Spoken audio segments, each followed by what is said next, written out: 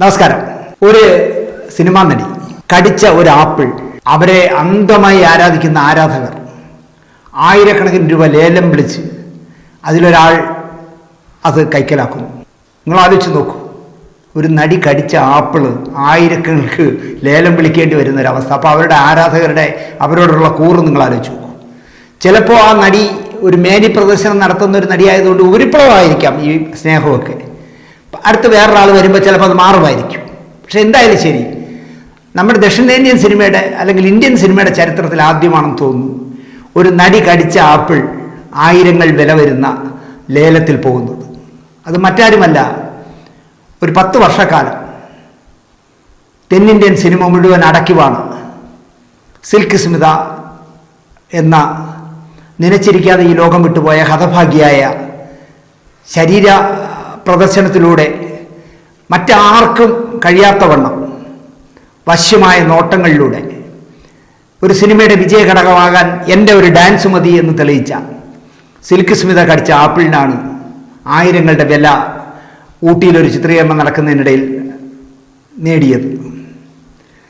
ശിവാജി അത് നാന അക്കാലത്ത് ആ ആപ്പിൾ കടിച്ച ആ സമയത്ത് നാന സിനിമ വാരിക കവർ സ്റ്റോറി അടിച്ചു, അവരുടെ കവറിൽ അവരുടെ കടിക്കുന്ന ആപ്പിളിൻ്റെ പടമൊക്കെ വെച്ചിട്ട്. അത്ര പ്രശസ്തയായിരുന്നു ഒരു കാലത്ത് സിൽക്ക് സ്മിത. നടികർ തിലകം ശിവാജി ഗണേശൻ സെറ്റുകളിലേക്ക് കടന്നു വരുമ്പോൾ അവശ്യം അദ്ദേഹത്തിനൊരു ആഗ്രഹം ഉണ്ടായിരുന്നു, എന്നെ കാണുമ്പോൾ എല്ലാവരും എണീറ്റ് നിൽക്കണം. അദ്ദേഹം ഒരു വലിയ നടനല്ലേ, ആരും എണീറ്റ് നിന്ന് പോകും. അദ്ദേഹത്തിൻ്റെ ആ ഗാംഭീര്യം, നടന്നു വരുന്ന മുഴക്കമുള്ള ശബ്ദത്തോടെ ഓരോരുത്തരെയും വിഷ് ചെയ്ത് കടന്നു വരുമ്പോൾ എല്ലാവരും എണീറ്റ് നിൽക്കുമായിരുന്നു.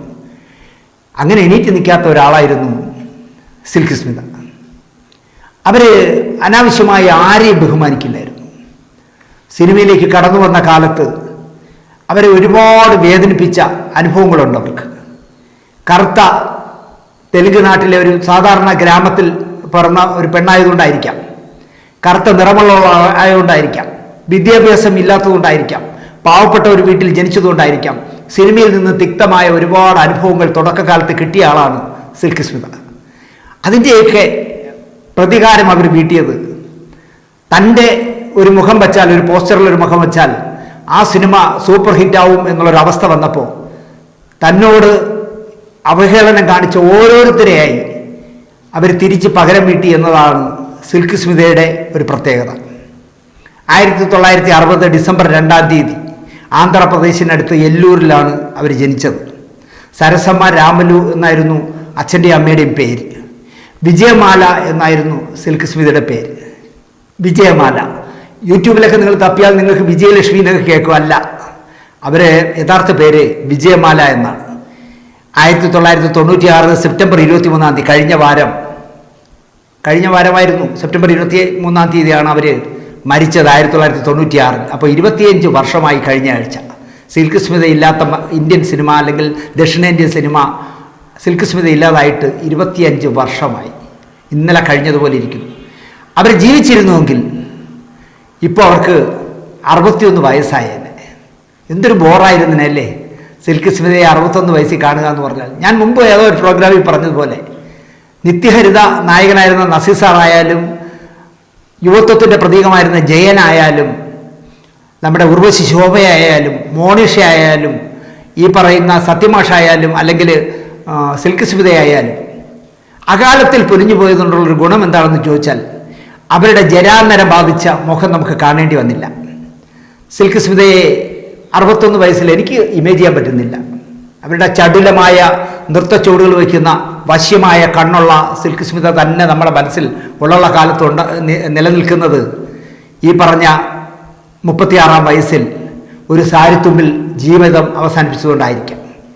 36 വയസ്സേ ഉള്ളൂ. ആലോചിച്ച് നോക്കുക, ആത്മഹത്യ ചെയ്യുമ്പോൾ ജീവിതത്തിലൊന്നുമില്ലാതെ, അച്ഛനില്ലാതെ, അമ്മയില്ലാതെ ഒരു വളർത്തമ്മ മദ്രാസിൽ കൊണ്ടുവന്ന് വളർത്തി സിനിമയിൽ അവസരം കിട്ടുന്നെങ്കിൽ അങ്ങനെ, ശരീരം വിറ്റ് ജീവിക്കാനാണെങ്കിൽ അങ്ങനെ എന്ന് പറഞ്ഞ് ഒരു 16-17 വയസ്സുള്ളൊരു പെൺകുട്ടിയെ മദ്രാസിൽ കൊണ്ടുവന്നൊരു വീടിൻ്റെ മാടിയിൽ മോളിൽ കൊണ്ടുവന്നൊരു കൊച്ചു കുടിൽ പോലത്തെ ഒരു മാടിയിൽ താമസിപ്പിച്ച് സിനിമയിൽ ഭാഗ്യം തേടിപ്പോയ പെൺകുട്ടി.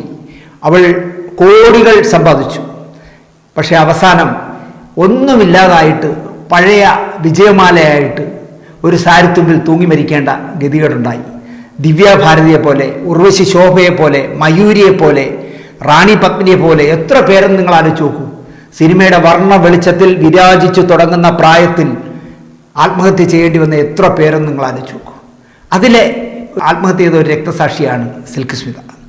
ഫെഡറൽ ബാങ്ക് ഉദ്യോഗസ്ഥനായ ജോൺ പോളും പത്രപ്രവർത്തനവും ചെറിയ കഥ എഴുത്തുമാറ്റൊക്കെ നടന്ന കല്ലു ഡെന്നീസും മാതൃഭൂമിക്കും മനോരമയ്ക്കും ദേശാഭിമാനിക്കൊക്കെ സ്റ്റില്ലെടുത്തുകൊണ്ടിരുന്ന ആന്റണി ഈസ്റ്റ്മാനും നല്ല രസകരമായി വരയ്ക്കാൻ കഴിയുന്ന കിത്തോ എന്ന് പറയുന്ന 4 സംഘം എറണാകുളത്തുണ്ടായിരുന്നു. ഈ 4 സംഘം മുമ്പ് ഞാൻ ഏതോ കഥയിൽ പറഞ്ഞിട്ടുണ്ട്. അവരുടെ മനസ്സിൽ 4 പേരുടെയും മനസ്സിൽ സിനിമയായിരുന്നു. നല്ല സിനിമകൾ കാണുക, നല്ല സിനിമകളെക്കുറിച്ച് ചർച്ച ചെയ്യുക. ആ ചർച്ചകൾക്കിടയിൽ എവിടെയോ വച്ച് P.A. ബക്കർ സംവിധാനം ചെയ്ത മണിമുഴക്കം എന്ന് പറഞ്ഞ സിനിമയുടെ കുറച്ച് സ്റ്റില്ലെടുക്കാൻ പോയ ആന്റണി ഈസ്റ്റ്മാൻ ജനറേറ്ററിൻ്റെ ശബ്ദമില്ലാതെ, ലൈറ്റുകളില്ലാതെ, ആൾക്കൂട്ടത്തിൻ്റെ ബഹളമില്ലാതെ ഒരു 10-15 പേർ ചേർന്നൊരു സിനിമ എടുക്കുന്നത് അത്ഭുതത്തോടെ നോക്കി നിന്നു. മണിമുഴക്കം നമ്മുടെ ശ്രീനിവാസനും ഹരിയും അഭിനയിച്ച പടമാണ്. ആ കാഴ്ചയിൽ നിന്ന് നമുക്കൊരു സിനിമ ഇതുപോലെ ഉണ്ടാക്കിയാൽ എന്തെന്ന് ചിന്തിക്കുകയും അങ്ങനെ ആന്റണി ഈസ്റ്റ്മാൻ സ്വന്തം മനസ്സിൽ നിന്ന് രൂപം കൊടുത്ത കഥ ഫെഡറൽ ബാങ്ക് ഉദ്യോഗസ്ഥനായ ജോൺ പോളിനെ കൊണ്ട് എഴുതിക്കാൻ തീരുമാനിക്കുകയും അദ്ദേഹം എഴുതുകയും കല്ലു ഡെന്നീസ് അതിൻ്റെ നിർമ്മാണ കാര്യങ്ങളൊക്കെ നോക്കാമെന്ന് സമ്മതിക്കുകയും പടം വരയ്ക്കുന്ന കിത്തോയെ ആർട്ട് ഡയറക്ടറാക്കാൻ തീരുമാനിക്കുകയും ബ്ലാക്ക് ആൻഡ് വൈറ്റിൽ അത്ഭുതങ്ങൾ സൃഷ്ടിക്കുന്ന ബിപിൻ ദാസിനെ വിളിച്ച്, മണിമുഴക്കം ബിപിൻ ദാസാണ്, അദ്ദേഹത്തെ വിളിച്ചാൽ നമുക്ക് ലൈറ്റിംഗ് ജനറേറ്റർ ഒന്നും വേണ്ടല്ലോ എന്ന് പറഞ്ഞാൽ അദ്ദേഹത്തെ തന്നെ കൂടെ കൂട്ടി ഒരു സിനിമ എടുക്കാൻ തീരുമാനിച്ചു. ആ സിനിമയ്ക്ക് ഒരു നായിക വേണം, ഒരു നായകൻ വേണം, 2 പുതുമുഖങ്ങൾ മതി. നമ്മൾ പൈസ ഇല്ലല്ലോ. ഒരുപാട് അന്വേഷണങ്ങൾക്കൊടുവിൽ അവർ തീരുമാനമെടുത്തു. ഇവിടെ പരസ്യം കൊടുത്തിട്ടൊന്നും ഒരു കാര്യമില്ല, കാരണം കിട്ടുന്ന പെൺകുട്ടികളൊന്നും ശരിയാവുന്നില്ല. അങ്ങനെ കിത്തോയും ആന്റണി ഈസ്റ്റ്മാനുമായിട്ട് മദ്രാസിൽ അലഞ്ഞ് ഒരുപാട് പെൺകുട്ടികളെ കണ്ട് വരുന്നതിനിടയിൽ അവർ താമസിക്കുന്നതിന് തൊട്ടടുത്ത് ആരോ ഒരാൾ പറഞ്ഞു, ആ മാടിയിൽ സിനിമയിൽ അഭിനയിക്കണമെന്ന് പറഞ്ഞൊരു പെണ്ണ് വന്ന് താമസമുണ്ട്, 10-17 വയസ്സ് വരും, കാണാനൊന്നും അത്ര ചുവൊന്നുമില്ല, നിങ്ങളൊന്ന് കണ്ടു നോക്കൂ. അങ്ങനെ കിത്തോയും ആന്റണി ഈസ്റ്റ്മാനും കൂടെ പോയി ആ വീട്ടിൻ്റെ മേളിൽ കയറി ചെല്ലുമ്പോൾ ഒരു ഇരുമ്പ് കുട്ടക്കസേരയിൽ, പണ്ട് ചൂരിൽ പ്ലാസ്റ്റിക് വരിഞ്ഞ ഒരു കുട്ടക്കസേര ഉണ്ടല്ലോ, ആ കുട്ടക്കസേരയിൽ ഒരു അലസയായ ഒരു അഗ്ലി പെണ്ണിരിക്കുന്നു.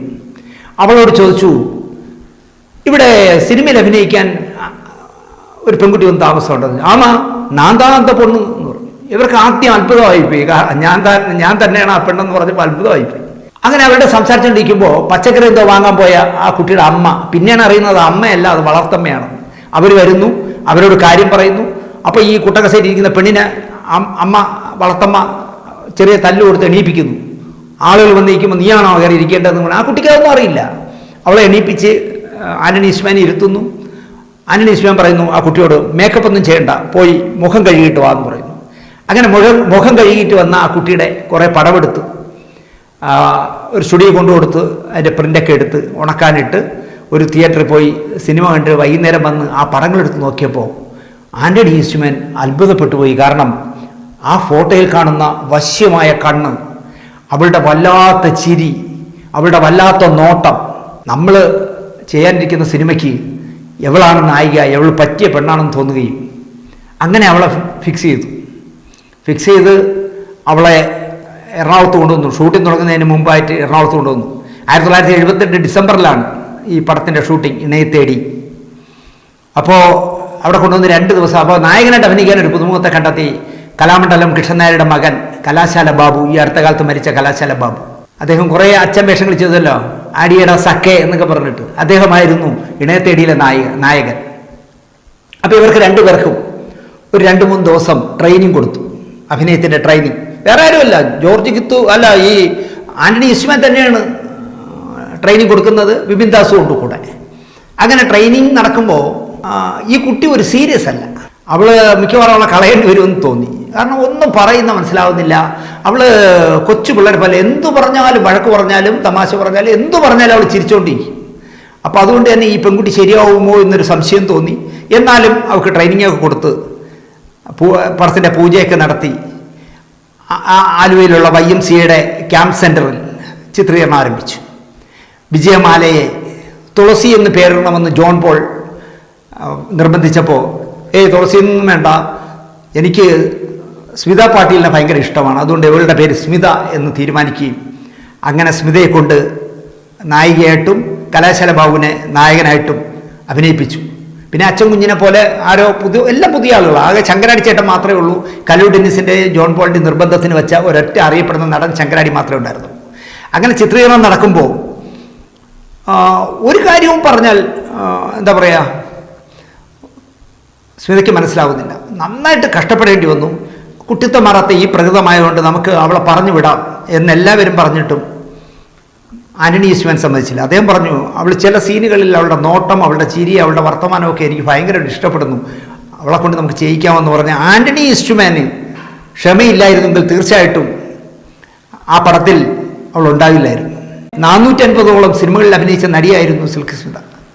ജീവിച്ചിരുന്നുവെങ്കിൽ ഇപ്പോൾ 61 വയസ്സാകാവുന്ന സിൽക്ക് സ്മിത ഒരു സാരിത്തുമ്പിൽ ജീവിതം അവസാനിപ്പിച്ചുവെങ്കിലും ഇപ്പോഴും മരിച്ചിട്ട് 25 വർഷം കഴിഞ്ഞുവെങ്കിലും സിൽക്ക് സ്മിത ഇന്നും പ്രേക്ഷകരുടെ മനസ്സിൽ വികാരം തുളുമ്പി നിൽക്കുന്ന വശ്യമായ നോട്ടമുള്ള, വല്ലാത്ത ചിരി പടർത്തുന്ന ചുണ്ടുള്ള സിൽക്ക് സ്മിത ഇന്നും ജീവിക്കുന്നു പ്രേക്ഷകരുടെ മനസ്സിൽ.